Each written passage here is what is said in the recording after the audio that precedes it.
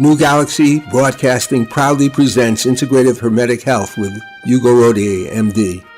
In this program, we explore a powerful new paradigm for health from the standpoint of integrative medicine. In his practice, Dr. Rodier integrates the ancient Hermetic art and the enduring role of food as medicine with modern nutrition, but also allowing for the wide range of important health practices, including truly valuable medical discoveries, chiropractic, acupuncture, homeopathic, and herbal medicine.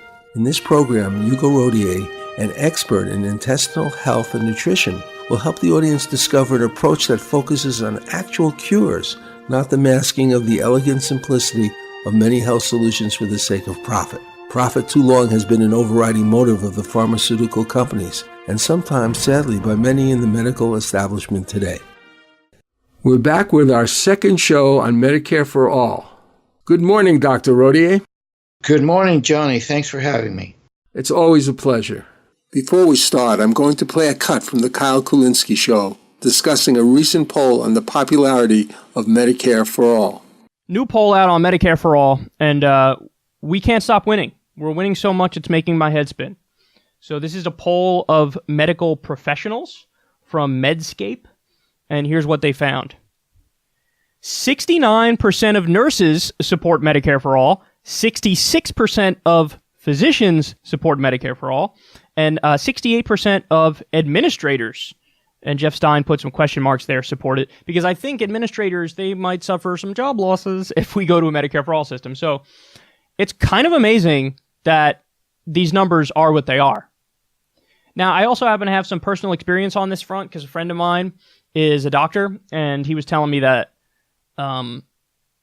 in terms of the paperwork, it is maddening. Honestly, on that alone, that's probably one of the reasons why most doctors support it, because it is a pain in the ass to deal with insurance, to deal with for-profit insurance companies and what they cover and what they don't cover and all that garbage. And but when you deal with Medicare or Medicaid, easiest thing in the world. Easiest thing in the world. 1, 2, 3, paperwork done. So it simplifies everything on top of basically almost cutting the costs in half and covering everybody. Remember, right now in the country, 29 million people are uninsured, and anywhere from 32,000 to 45,000 people die every year because they don't have access to basic health care. But there you have it. I mean, I don't know what else there is to say about this. It's so unanimous now, and it doesn't matter how much propaganda they throw at it, it's not working anymore. For a long time it worked. Now it's not working, and you partly have this guy to thank for it because he's the one who really brought Medicare for All to the forefront, where he made the argument so well, where he told the American people, hey, listen, we're the only country that doesn't do a single-payer system. We're the only developed country that doesn't do it. So what is it about us where Australia can do it, Sweden can do it, Norway can do it, UK can do it, France can do it, all these places could do it. We can't do it?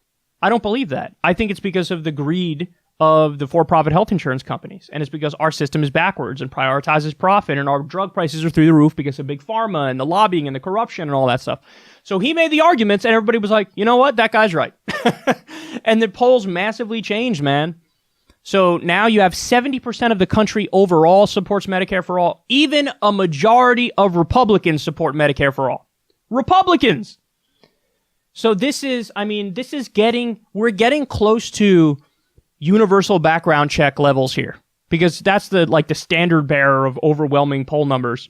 There was one poll that found 93% of Americans believe in universal background checks for gun purchases with no exceptions. We're getting close to that level with Medicare for All. So doesn't matter how much propaganda they throw at it now, cat's out of the bag, and it ain't going back in. So go ahead. Hit us with your best shot, because it ain't going to work. If anything, the polls are going to go more and more in the direction of Medicare for All. Everybody has discovered the truth of the situation, so now it's just time to fight and get it implemented.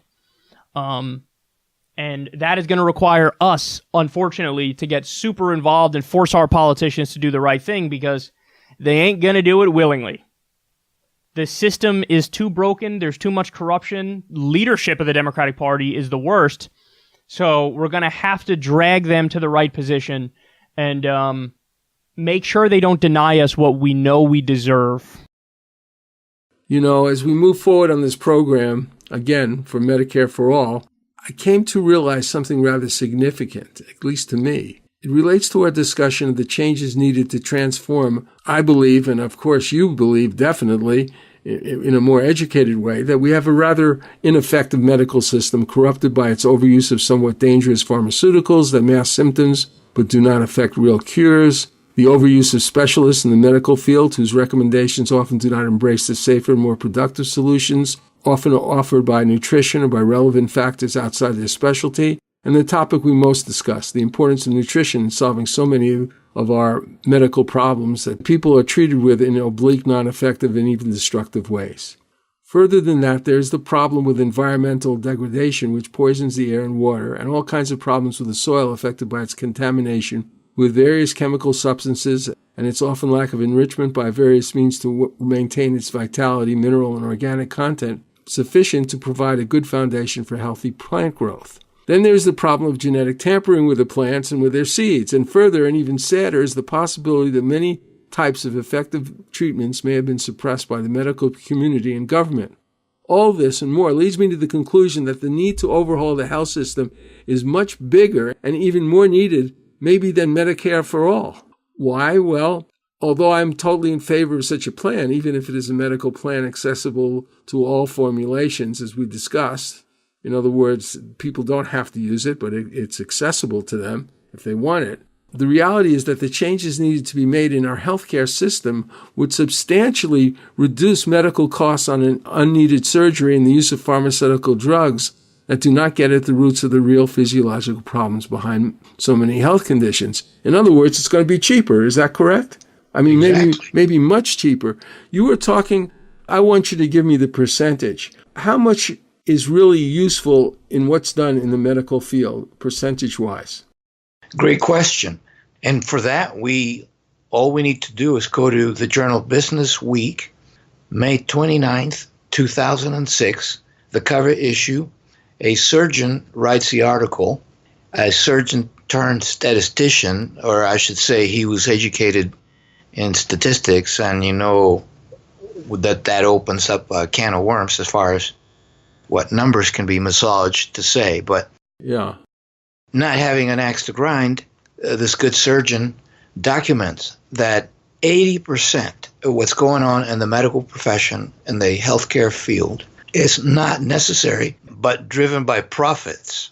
Now, this is Journal Business Week, May 29th, 2006. Anybody can look it up. In fact, it shows a good doctor on the cover standing in front of a roulette. And so you get the picture, right? Yeah. Well, he's not alone. You've heard of the journal Science.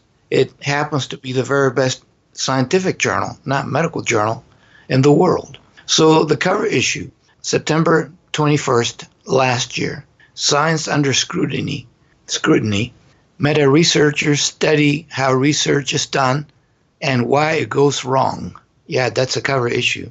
But that's just not the only one, because the very same journal Science, on July 6th of last year, the cover issue shows a capsule, like a drug capsule being opened, and now pours money, and there's a bunch of researchers racing to get the money coming out of the capsule. The title of the article, Hidden Conflicts, Investigative Report, How Pharma Money Could Bias FDA Drug Approvals. Well, blow me over with a feather. Yeah. That's. I'm going to be careful of opening these capsules from now on in case I get too rich. Right. So we've known this for quite a while. This is why the United States outspends just about every other country, well, all other countries, I should say, high income countries, double. We spend double per year per person what other industrialized countries spend per patient per year. And they rank a lot higher, right? Top 5, whereas we rank below 50. And so, that is why my contention is that to talk about financing the system is foolish, because we're trying to finance a broken system. So if I'm going to spend my good money on a system, I want it fixed before I spend money, or else and just throw money away. Well, I think we need to spend money on this Medicare for all, though, because so 80% is a figure. I understand the 80%, and I agree with the 80% is probably true as far as I know. But the thing is, these people there are so many people who are uninsured in this country, and these people are programmed to look at drugs and pharmaceuticals. Many of these people are programmed, right? I mean, so the need to change, to have health reform is going to need an understanding by many more people than exists right now. Exactly. This is why we talked before about this, Johnny, that we're looking at the problem of healthcare in a bubble. What we need to do is look at the whole financial, economic, political problem as a whole in our country.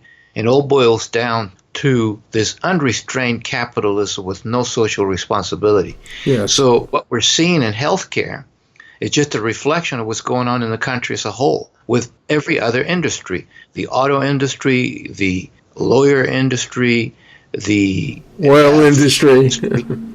Everything. Communications exactly. Industry, everything. But if you want to look at something that most people are concerned about, even though those other things are sometimes more important, it is the health care. And so many people are uninsured. And if they're uninsured, there are things that they need from a doctor that don't necessarily fit into what we disagree with. It's just that, I hate to say it, but I mean, I realize that if we deliver Medicare for all, yes, we will improve some people's desires to get help, and some help will be provided that wasn't there before, but it's not good. Exactly my point. So the only, so ultimately, right, the only way to tackle this is legislation. I mean, ultimately. But in order to get the legislation, it seems to me, and I want to hear your opinion about this, we need to create a massive educational program on many different levels, a movement that would influence people to favor this overhaul and to elect people who understand it. Because people like, I don't know, like, I'm not going to say that I can give you all the better names, but say someone like Mercola, who's very famous in the holistic field. I mean, these people are probably kind of lobbying those things. They're lobbying for them, but they're not effective. They're all fragmented all over the holistic and integrative health field.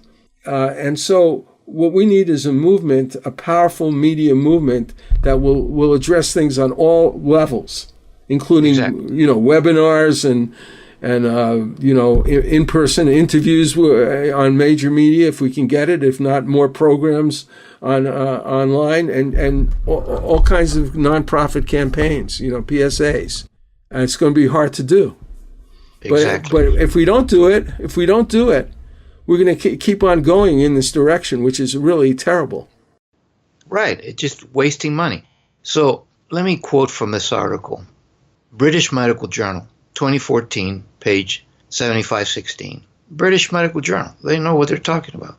How 21st century capitalism is failing us. Now, this is a medical journal speaking. And it opens up saying it requires a thoroughgoing democratic transformation. And that's what you're talking about. Yes. Uh-huh. Let me give you a story here, a true story, so that I get the point across better. 30 years ago, I began to work with the Utah Medical Association as the chairman of the environmental committee. A thankless job that nobody wanted to take. So they came out recruiting me because they had heard that I was making noise about environmental issues, and I was the only one out there. I had the audacity back then, Johnny, 30 years ago, to say that air pollution was killing us. And, I mean, talk about Kermit the Frog being, it's tough to be green. I was considered a burnt-out hippie for saying that air pollution is killing us. And this was in Salt Lake City, right? In Salt Lake City, which is one top 5 most polluted cities in the United States. I understand now that it is number 1.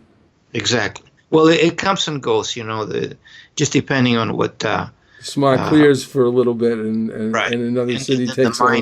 Yeah, the mining in Nevada and the magnesium company, Wasatch, etc., around here. Anyway, the point being that I was getting nowhere, but my approach was to educate people, to go to the newspapers and TV and educate people. And I felt that that was the real way to go. I knew it would take years. I'm kind of Chinese about these things, you know. I'm totally willing to wait because it has to be a grassroots movement to really take hold. Okay, so I'm tacking along. Nobody's listening to me, not the UMA, not the newspapers, not the TV, nobody. But I figured, you know, I'm planting seeds. And now comes this guy, an anesthesia specialist, guns blazing that he's going to sue everybody because his brother just died of a cancer. And all the TV starts to flock because he's making a lot of noise, very aggressive, very in-your-face type of approach. And then people start to make a little more noise. But you know what? That movement went nowhere either. What really did it is Moms for Clean Air and other little groups that began to pick up these seeds. So it didn't become the movement of cleaning up our air. It did not become rooted, didn't take root until people got it.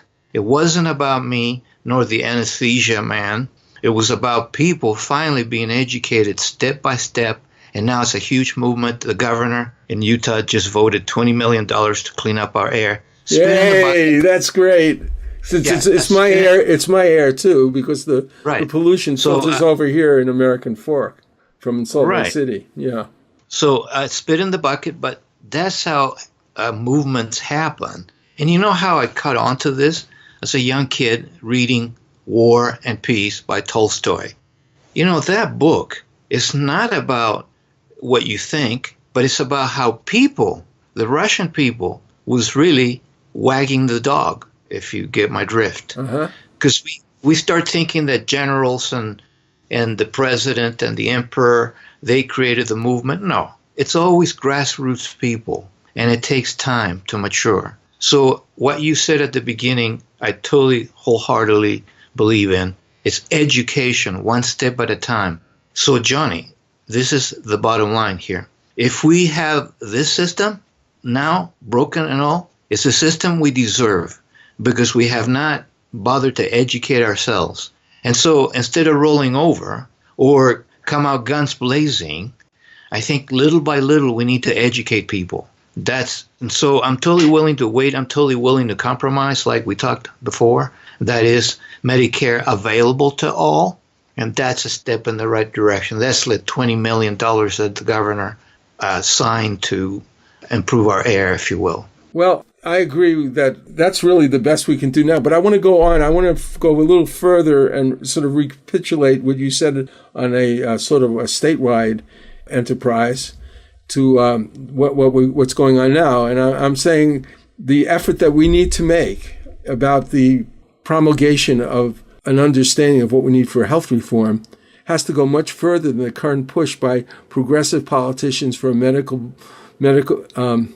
for a Medicare for all bill, because many of these people who are running don't accept, know, or even vaguely favor these kind of changes. For instance, in all the myriad of progressive candidates in the Democratic Party who favor Medicare, and you tell me if I'm wrong, Medicare for all, remotely are placing these kinds of changes. They're not doing anything to place these kind of changes in any of their discussions. Is that correct? I've never heard any of them talk about it.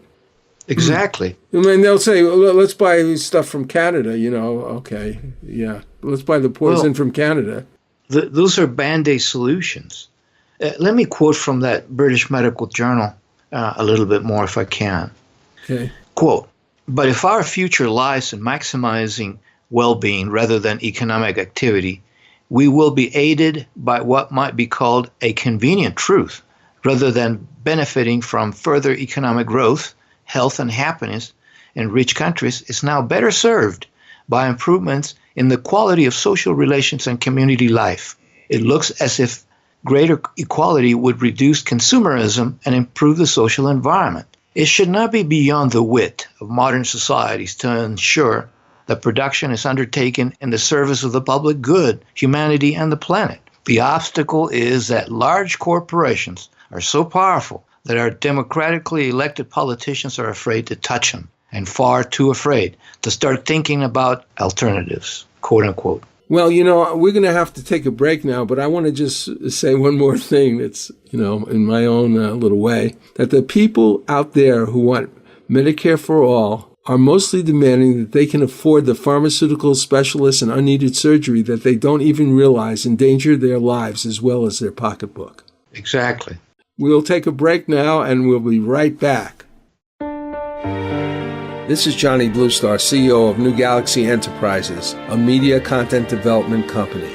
The original productions by Amazon, Hulu, and Netflix in particular has opened up a new and powerful form of television that has both global income and still unexplored profit potential as convergence between offline and online media continues to blossom. We can help persons needing creative help to turn their ideas for television pilots into actionable, marketable scripts. There's probably nothing more exciting in the field of entertainment than these new vistas online, as that capacity crosses more and more to the big screen, and the opportunities for instantaneous online projections of any type of media in that perennially popular venue. To learn more about New Galaxy, see samples of our work, or talk to us about your project, please go to www.newgalaxyenterprises.com and fill out the contact form. Patriots Act is a Brent Marks legal thriller written by Kenneth Eade, a novelist and attorney, often appearing on Threshold Radio. It's about Ahmed, a naturalized U.S. citizen formerly of Iraq, who was sent to Guantanamo Bay detention camp with no real knowledge of a crime he has committed. Brent Marks, a California attorney, is originally hired by Ahmed's wife to fight for his release. The novel opens with a convincing mock execution, a mode of torture meant to break down a prisoner in a brutal and traumatic way that foreshadows Ahmed's actual death in the hands of his accusers. Ahmed felt the butt of the rifle strike his spine as his knees buckled and he hit the floor. Move faster, Haji. Up against the wall. Stop there. Good. Listen up. My name is Sergeant Brown. You're here because you refused to cooperate in the interrogations. The decision has been made to execute you by firing squad. Wait, I'm an American citizen. Ahmed felt the black bag ripped from his head and for the first time faced his aggressors. He found himself facing a man in camouflage fatigues, holding an M16 to his chest. Beside him, an 8-man firing squad with their rifles in ready position. I have the right to talk to an attorney. This is all a big mistake. Brown fastened a leather strap around Ahmed's waist, pinning his spine to a wooden post. Yeah, a big mistake. You should have cooperated when we asked you about your superiors in Al-Qaeda. I don't know anyone in Al-Qaeda. Do you have any last statement, Haji? But I repeat, do you have any last statement? I'm not a terrorist. I'm an American citizen. I've a right to a lawyer and a trial. You've denied me these rights. You will answer to God for your crimes. I think you can see who has all the rights here. Ready? Aim! The 8 pointed their rifles at Ahmed. Shivering uncontrollably, Ahmed's knees gave way, and he hung on the post like a man crucified. Fire! The deafening explosion of the 8 rifles was the last thing Ahmed heard. He felt the bullets hit his flesh, and his body crumpled forward, hanging lifelessly from the post like a scarecrow. In this show, we will be playing some songs from the fabulously talented UK singer-songwriter Stephanie Slevin. Our first selection is called Gifted, which, as you will see, is a tribute to a great blues songwriter. Stephanie Slevin in this song pays tribute to Robert Johnson in a song called Gifted.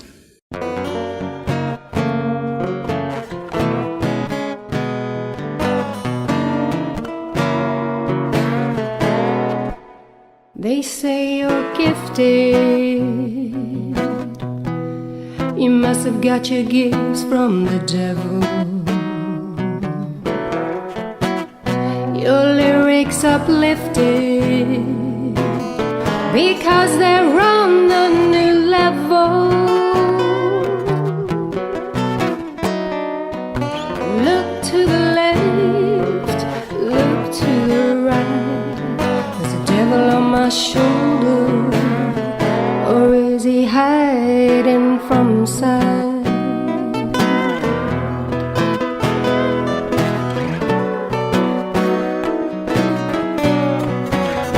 They say you're gifted, you must have made a pact with the devil. Your lyrics uplifted, could I not have got them from heaven? What's wrong with you? Can't you see? My gifts are from God, for He believes in me.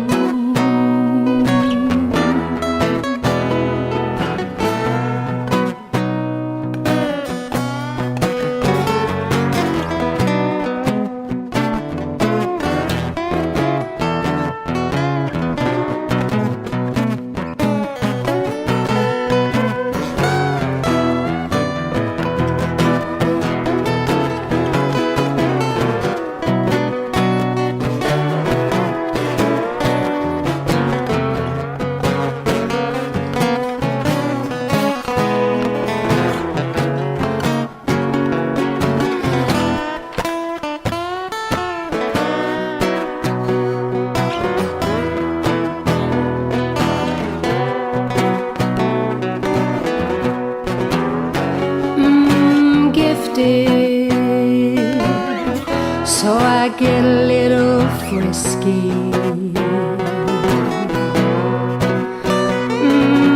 Gifted, so you poison my whiskey. Look to the left, look to the right.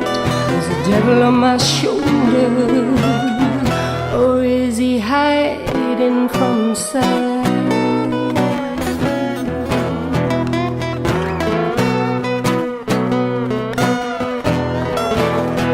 They say you're gifted, you must have got your gifts from the devil. Your lyrics uplifted, because they're on a new level. What's wrong with you?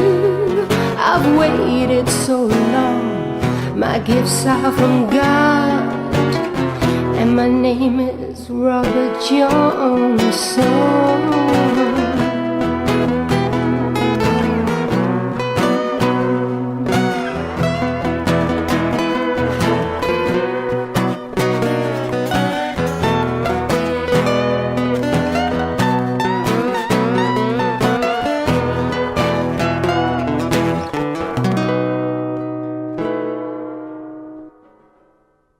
We're back with Dr. Hugo Rodier, MD, on the Integrative Hermetic Health Show, and we're discussing about Medicare for all and some of the problems with our current medical system. And of course, a lot of this, there is a financial component, and maybe we could discuss this a bit more. Yes, I want to quote from that article I brought up from the the British Medical Journal. Austerity can seriously damage your health. Specifically, this paragraph alludes to what you mentioned before, that a whole lot of people are getting in debt and their credit is shot. They're in debt so deeply. And so this paragraph proves your point. Quote, "The elephant in the room is that U.S. healthcare costs are crushing the larger economy, not because the clinical science demands it, but because corporations and other interest groups have captured both the healthcare marketplace and the regulatory environment that oversees it."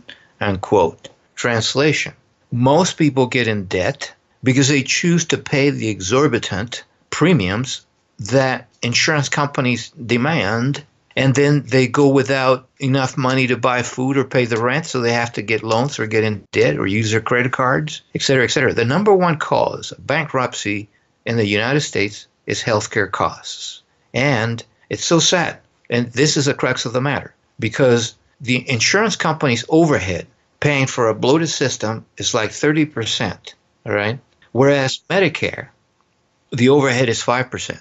Right there, you have a whole lot of savings. So when we get into the nitty-gritty of the bills that Democrats, for the most part, will be looking at as far as Medicare for all, we've got to keep in mind that we don't want to finance the system as it is. The system has to be reformed so that we cover the 10% of the things, the 90% of things that influence your health, and then cut back on the 10% of that the healthcare system offers, because most of it is bloated. Well, let's go look at some of the provisions of this new House bill, and it's been developed by Representative Pramila Jayapal and Representative Debbie Dingell of Michigan. Jayapal is a Democrat from Washington, and this is the Medicare for All Act of 2019. And it kind of is a little bit different than Bernie Sanders'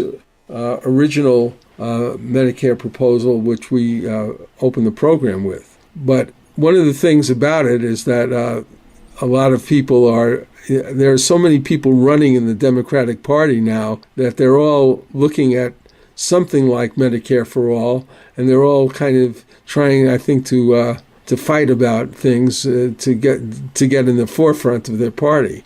And that's a little bit of a shame there, because we really need a more unified front if we're going to get this thing done. What do you think? Absolutely, totally agree. Well, let's go. I'm reading an article that was part of it is called "There's a New Medicare for All Bill in the House. Why Does It Matter?" by Shefali Luthra, and it's a pretty interesting article.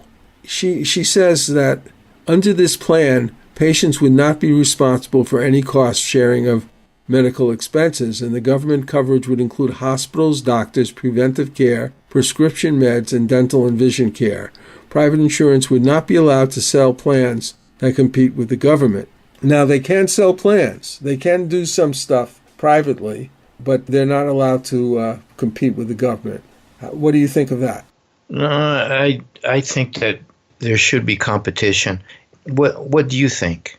Well, the thing is, you know, the public option type of thing, right? You're talking about the public option where there's an option to participate. I guess it depends on the situation. I think that the medical community combined with the pharmaceutical community and the insurance community is so corrupt. Yes. If this thing is fixed properly, then maybe it would be a good thing to have an overall plan like this. But if it's not fixed properly, it's going to be more of the same for both, except one will be more expensive, I would imagine. And, yeah, that's true. But I think the corruption in the insurance companies, in the medical community, and the pharmaceutical community is so great that I'm inclined to a more comprehensive form of governmental control if we can solve the problems. And again, you know, you look at the different countries, and I have some, you know, feedback about England, which, you know, is pretty bad feedback. But, you know, when you look at Canada, I've heard some really good things about the Canadian experience with universal health care. So it really depends on this country isn't really set up really greatly for being not corrupted if this happens, right? Right. So that's why I believe that anybody who wants to stay with the system we have now, paying high premiums and getting very little in return as far as nutrition, prevention, and all that, should be free to do so. Look, we already have the similar system in education. Okay, we have public schools and private schools. Yeah. And I believe that's a step in the right direction to force people, millionaires and the 1%ers and the 5%ers, whatever the numbers are, into having nothing but Medicare. I don't think will work. In fact, we see that in Canada. A whole lot of rich people in Canada don't want to. They come here. Exactly, they come here. Yeah. And that is used by a whole lot of right-wing people to say the Canadian system is failing. No, it's not. Canadian system has problems, and if you have money, you don't have to be in it. So I think it's more viable, more passable if we were to provide an alternative to the system now and not eliminate the system. If they want to stay corrupt, be my guest. Look, public and private education. You know that both have problems, right? Yeah, but private education is often better than public education, I think. I'm not sure, but I think so. Well, But there are cases where public educated kids do quite well because they put their minds to it to get the best they can out of that system. And then there's a whole lot of kids going to private schools who are total losers. And so it's not so much the system, but the how we use the system. And so I don't think it's going to pass to totally eliminate the bloated corporate health insurances overnight. Yeah, I kind of see your point. I'd have to think about it more, but I do see your point. What bothers me is that you have such a corrupt system, and they're going to always be biting at your heels if you have public health care. They're going to want to destroy it. Absolutely, and that will make it more difficult to preserve it. Look, I just decided to copy this whole article. Austerity can seriously damage your health. Yeah. Again, came out in the British Medical Journal 2013, and do it as my blog of the week, and just have people read it because it's exactly what you're saying. It's totally corrupt, and the system just doesn't want to go share the marble. You know, they're not gonna. All these people who have bought it, invested in it, they're not gonna want to overnight let go of this cash cow. No, they won't. They won't. As a matter of fact, our whole political system, the whole corrupt political system is buoyed up by this money thing. Exactly. And yet there are people elected to Congress now who are not really partaking of that money system deliberately. Yeah, but they're not that many of them.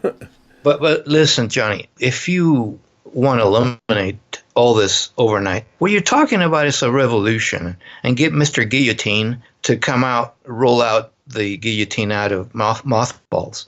That's what it would almost lead to, if not assuredly. So that is why I think the best solution is to come up with a Medicare system that's available to everybody, and then but force them. Yeah, and then you see what happens. And I bet you money, a whole lot of those people wasting their money on the high premium system that we have now will start to go to Medicare for all, available for all. So I would put that word in there, Medicare available for all. Well, you're definitely influencing my thinking. So I know you may feel that's unbelievable, but it is. I do. Yeah.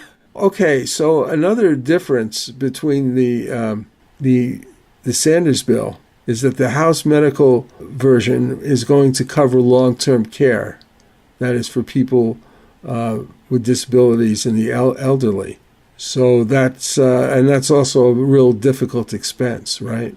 But it's very important.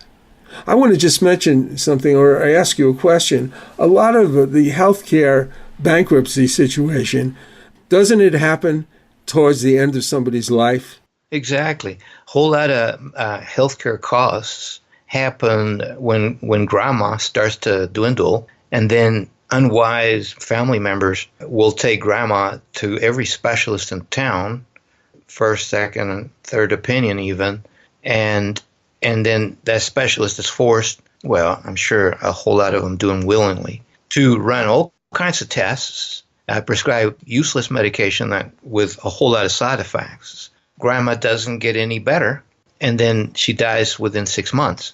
And you spent how much money with that? I mean, it's totally unwise. So our first premise, our first shot when we started the program, that this is a moral, social issue, bereft of maturity. You know, that's what's going on. And that's what fuels that overspending at the end of our lives, because we don't understand humanity. Yeah. Well, here's another thing, another part of this bill. It wants to demand that government be able to negotiate directly with manufacturers and take away and reissue drug patents if the efforts falter. It's called, this idea is called, I'm quoting, compulsory licensing, has appeared in drug pricing bills, but not in other Medicare for all legislation. Do you know what?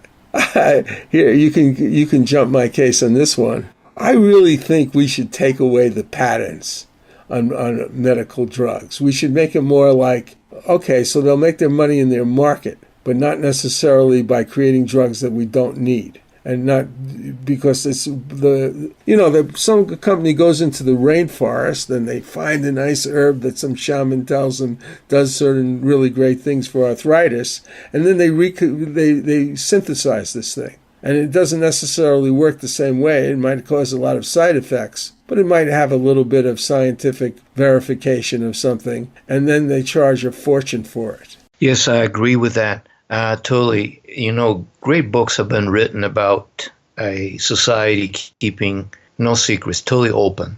But a lot of people would oppose this, right? Oh, yeah. Including the patent thing. So the patent thing would completely change the whole structure of pharmaceutical drugs, because now what happens is that it slides into the marketing aspect of how you make money. Exactly. So I think a more realistic proviso would be to shorten the patent, a step in the right direction. Right now, I believe 17 years. And a fortune. Yeah. So we could shorten that as a step in the right direction, but to totally eliminate it, well, good luck with that, because Big Pharma has powerful allies, as you mentioned. Yeah. The thing is, it's like, you almost need to have a, I mean, we have now somebody in charge who just wants to remove all the regulations and create all kinds of, trauma for people financially, by taking their money away and giving tax breaks to the rich, and all these things and destroying the environment, which won't help people's health at all. It's just an incredible situation, and yet the people who are trying to attack it, they probably have a majority, but they don't have a whole lot of majority. You know what I mean? I mean, Trump did not win because of the popular vote. He won because of the Electoral College. So it's a real tenuous effort here, in a way, right? Yeah, absolutely. So these are amazing times, and I suppose every generation says that, but it's like the good fathers of our nation have said, democracy is something that you have to earn every day, and it's a battle. Well, I think what we have to do is we have to really focus on that one point. We have to find a way to quickly and more dramatically inform our citizens about what's going on and break down these sort of cultural, political barriers in some way. I'm not sure how, but I do think it's probably the property of media, the responsibility of media. Alternative media is becoming stronger, no doubt about that. But whether it's strong enough to really change this problem, I'm not sure. But we're trying, right? Aren't we? Yes, you are. For sure. Trying to get this radio show going, and you deserve a lot of credit for that. You're not staying home watching TV all the time. You're actively working, and there are many other people doing this, and I think it will slowly is chipping away. I'm very Chinese about these things. We talked about this. I'm content with things moving in the right direction. Well, the way I see it, I just wonder if what the Chinese attitude is towards nuclear winter. Well, they got their nukes for sure. Nuclear winter, currency collapse, extraordinary changes in the climate that are very dangerous, and also a military system that is constantly trying to exploit and conquer people by killing vast numbers of them. Yes, that's. But I think we should sit back and relax and and just wait for one of those things to happen, because some of them are happening and some of them will continue to happen. Yes. I saw the studio that I was in, BBS studio, completely destroyed by fire, including their homes and their cars. It's thankfully been restored, but I mean that's the kind of strange things that can happen nowadays, and who knows what's really behind those fires either. So anyway, I'm sorry I had to defend my activism. No, I like your activism. That was my point. And more people like you will start to affect change. Well, I would like to continue this evaluation of these different bills in another program. Is that possible? Sure. So let's plan on this for later on, and we'll come back to it. And thanks a lot for discussing this with me. I consider it so important. Well, it is. It is. Thanks for spending the time and having me on the show. Well, we'll see you later. All right. My company, New Galaxy Enterprises, is a California corporation specializing in the creation of media and promotional content. We are focused on original, innovative projects that are good for humanity. These projects could be nonfiction books or novels, fictional screenplays or documentary content, websites and website content, commercial advertising content for print, audio, or video products on the internet, television, or radio, musical scores for advertising, television, or film, video, audio editing, etc. We want to promote products and projects that support the environment, encourage a healthy experience in living, developing, nurturing, and useful technology, and offering platforms for positive, socially constructive entertainment or informative, transformative media. Our experience in creating a variety of products like this is rather vast, and we offer client-based and collaborative products, as well as the opportunity of active investors to join us in the creation and promotion of proprietary products, some of which are in latter stages of development. For more information, go to www.newgalaxyenterprises.com. That's www.newgalaxyenterprises.com. If you're interested in talking to us, just fill out the contact sheet and we will get back with you. If you're not fond of books, you may be interested in watching Dr. Rodier's slide presentation on his website, hugorodier.com. That's HUGORODIER.com. It lasts 48 minutes and explains the simple roots of all diseases with pictures and graphs that are easy to understand. The presentation includes basic principles of physics, philosophy, anthropology, and history to truly integrate the most vital pillars of human health. Now here's a great, curious, but profound song by Stephanie Slevin called What Comes Around.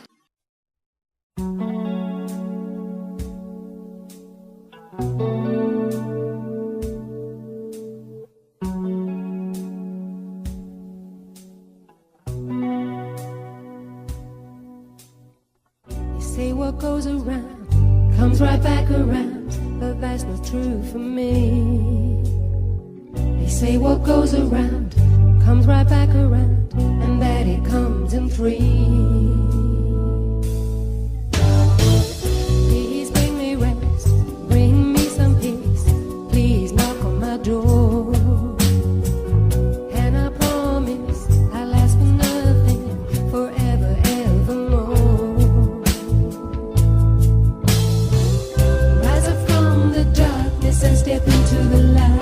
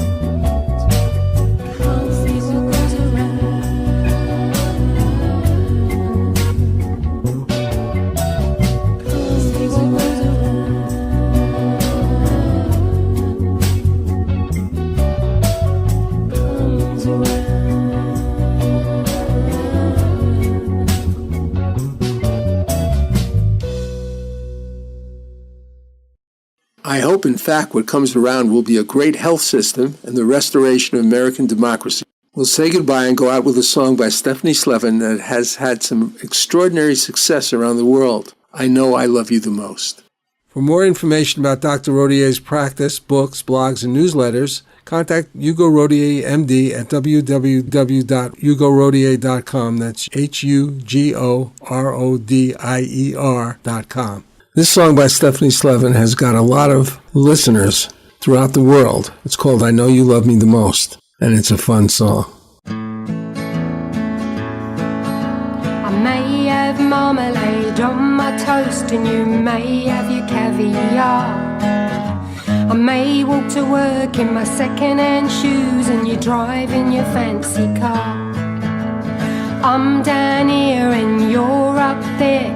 You're giving me the looks like you don't care. But they say love and hate are so very close, so I know that you love me the most. I know by the way you stare at me that deep down inside you care for me. You may drink champagne to my cup of tea, but nobody freaking cares. And you say I ain't the one for you, that I'm way down there beneath the view. But look at what your poor shake's done to you, and nobody freaking cares.